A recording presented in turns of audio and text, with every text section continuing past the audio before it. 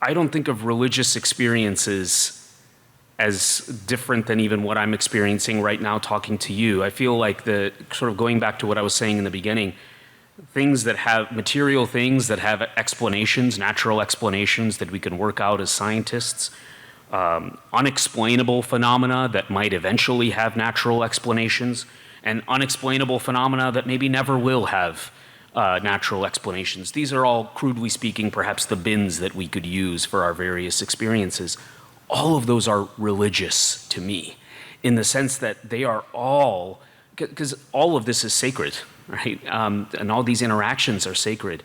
So I don't view one as more religious than another. But I think perhaps what you're getting at is that third bin, maybe the second and the third bin of unexplained phenomena, right? And to what extent are we going to be able to explain them or not explain them? To get to your question maybe first, sometimes we refer to this as the God of the gaps, right? Where we don't have an explanation, so we invoke God, right? And then, rainbow is this often used example of this, right? Like, oh, that's a sign from God, right? And then we realize like, oh, this is physics, right? But those aren't two different things. You could have physics and also have it be a sign from God, right? So a natural explanation for something doesn't take away from God's authorship of that explanation, right? It actually just provides a wonderfully surprising color to actually how God might do that. Well, oh, okay, apparently it's not with a paintbrush, but it's through a different process, right?